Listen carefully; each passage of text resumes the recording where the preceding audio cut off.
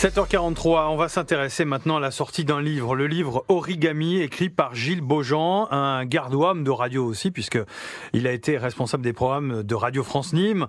Voilà, un livre qui sort donc, 6e roman, Origami. Alors Gilles Beaujean, pourquoi avoir choisi ce titre-là? Ça fait penser un peu aux cocottes en papier. Alors origami, c'est une technique japonaise de pliage ancestrale, mais c'est pas du tout ni un guide de bricolage sur l'origami, ni un livre consacré à ça, parce que je pense que ce serait assez ennuyeux.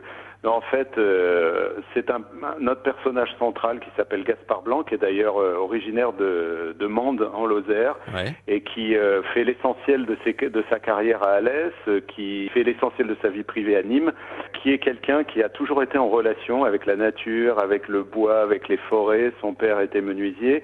Et lui, depuis tout petit, puisque c'est un garçon en apparence très calme, il a toujours pris l'habitude de calmer ses tensions nerveuses en manipulant le papier. Ça le détend, et c'est une sorte de fil rouge aussi dans la construction du livre, puisque le livre est construit en deux parties. Il y a une première partie qu'on appelle pliage, où là on fait connaissance avec ce personnage, et puis la deuxième partie qu'on a intitulée Figure dépliée, où là c'est un peu le côté verso de l'histoire et de ce personnage, parce qu'on va rentrer dans un monde assez particulier, une espèce de monde parallèle de sa vie. En fait, l'histoire démarre par un accident de train, une grosse catastrophe ferroviaire, et ce Gaspard Blanc dont on ne sait rien se retrouve projeté à quai, miraculé de cet accident. On ne sait rien de sa vie, on va remonter peu à peu dans la première partie sur qui il est, qui sont ses proches, sa femme, ses amis, son patron.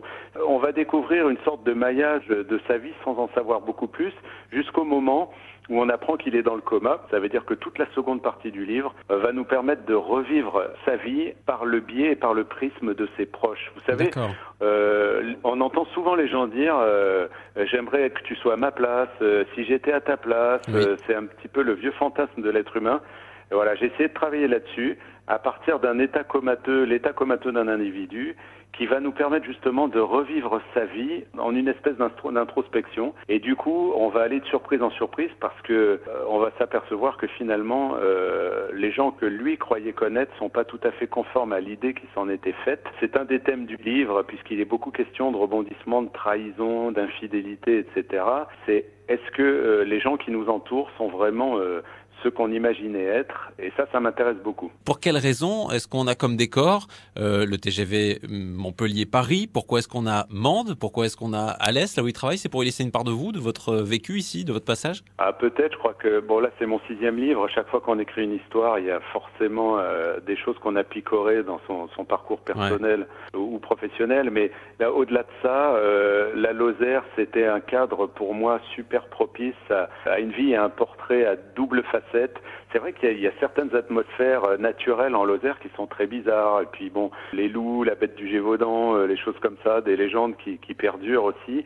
Et puis la nature très très très présente, les forêts, tout ça. C'était le cadre pour moi idéal pour camper le portrait d'un personnage qui ensuite rencontre sa femme à Nîmes. Bon, c'est vrai que on est beaucoup plus apte à mettre une toile de fond dans des lieux et dans des situations qu'on a déjà connues. Donc forcément, parce qu'il y a une part d'affectif, on est tenté d'écrire les choses en espérant mieux les écrire. Merci Gilles Beaujean. Origami, sorti aux éditions Publisher en format numérique. C'est-à-dire que vous pouvez télécharger sur votre tablette ou alors en format papier. Gilles Beaujean, le livre Origami.